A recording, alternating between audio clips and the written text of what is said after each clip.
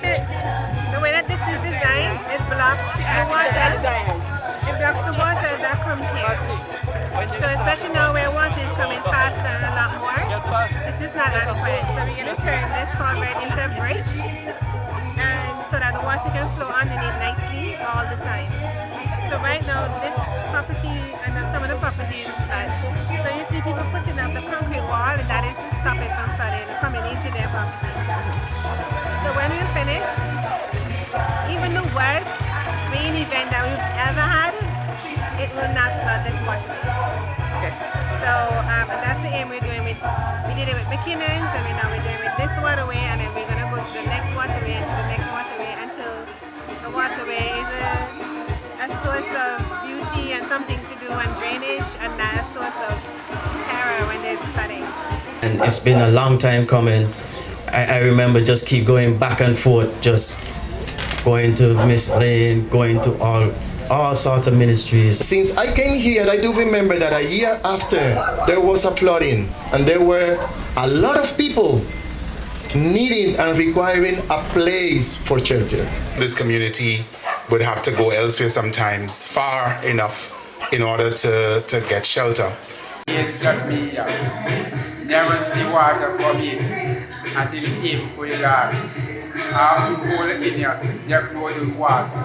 All my life growing up in Cashew Hill, that gutter has been there. We call it a gutter. It's a very important waterway. It's not a gutter, it's a waterway. It's really important to Cashew Hill to have drainage. It's really important to have some place for all of our dirty water or sewage water, storm water to go to. And at that time, the only risk of that water is for you to fall in and get an infection. Now, this waterway represents a flood risk to all of us. So as a child, all my mom had to worry about is us falling in. Now, to worry about is that it can actually hurt you when it rains. The people of Cashew Hill have endured for a long time under these wretched conditions. As a matter of fact, as your parliamentary representative, quite often I would come in, especially when it is flooding, and I would hear the comments, and it wasn't easy to take. Those of us who live here in Cashew Hill are no strangers to the drainage problem, especially when their water is, well, not really the water, but the rain start coming down very hard in the island. Or it just come right up, flood the whole place. And also there is the problem where you can't even pass the road, you know, and then you have to go through these water that is just very dirty. The main problem is because of the way how the waterway is, and the water come up, the water settle for days on end, weeks and so on, even months. So the water stay there, gets stagnant, just becomes a breeding ground for all sorts of mosquitoes and so forth. And that is why we were plagued so much with chikungunya when it came out first. And right after that, when it comes with the Zika as well. We have begun the process of cleaning the entire waterway, 3,800 feet plus, all the way down, cleaning the ponds. We're also up in Briggins. That's a part of this work right now. So we're going to develop the drains in Briggins, develop the drains here in Cashew Hill to manage the flow of water all the way down, build two major bridges here, one on this side, one on the other. For those of you who have been down by Woods, First Choice, that area, you will see the work that we're doing down there, Woods Pond, etc. So you have an idea of what is coming to Cashew Hill. And that is the concept that we're bringing to you in this area. So when we get up to Briggins also, we'll be doing that. Very soon, we'll be breaking ground on that side. So far, we will have programmed 49 loans. Among them, we have 19 males and 27 females. We have provided 4 grants to 4 different churches. This is to build climate resilience to their church and also to build resilience to the community.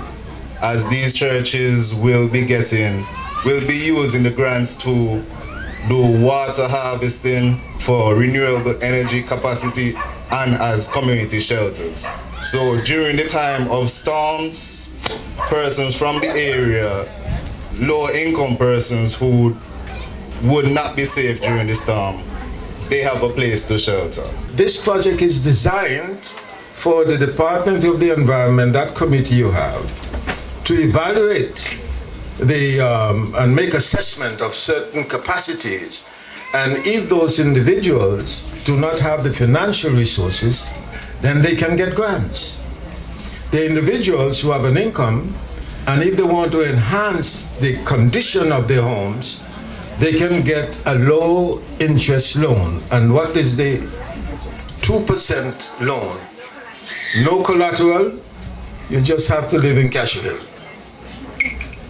No collateral, and you can get a modest loan in order to improve your housing condition. As part of this project, we had to journey recently to Dominica and Grenada and St. Lucia. I want you to get an understanding of what you're part of. In Cashew Hill, you see us come through, we speak with you, we tell you a lot about the loans, about the grants, about fixing the waterway. But I want you to know today that you're part of something bigger. You're part of a project that is approximately $20 million in value. Now repeat that for you. It's $20 million in value. You're part of something bigger. And we're proud to be here with the people in Cashew Hill today.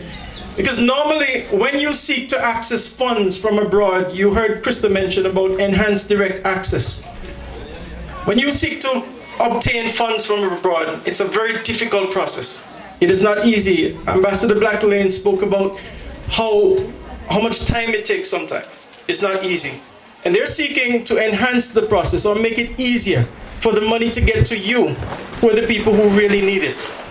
And that is what we're working on right now. We're doing a pilot in these 3 countries to get the money, get the assistance directly to the people who need it. And so we're the ones who are showing to the rest of the world how it can be done. And we're glad that the people of Cashew Hill have welcomed us to do that. When we came through here with our excavator, there were people who rushed to move their fences so we could pass through. There were those who were there with us in the night. The boys on the block, remember, we were all behind there. And they were pointing to us and telling us, come through here, clean this spot. And it made us feel so good to be a part of the Cashew Hill experience. Now, we are developing a shelter, a kitchen for providing food for people around, in the community, out of the community, a safe room for women that sometimes are submitted to domestic violence. When you fight for your community, you are saving people. You are saving lives. And that is what the aim of Environment Division, according to the grant that was extended to us, is saving lives. This did not come easy. I remember, Diane, when we went to South Korea and we had to walk a long distance from to get to the conference room. I remember when we had to be going up and down on escalators. I remember when we had to tap on the doors to meet the technicians and negotiate, to come over hurdles. I remember when we met the director of GCF, the executive director, am I correct, of GCF, and had to make the case for Cashew Hill. Ladies and gentlemen, this project in Cashew Hill will cost $9 million EC dollars. $9 million EC dollars. To ask the government to find $9 million EC dollars out of the treasury would have been extremely difficult.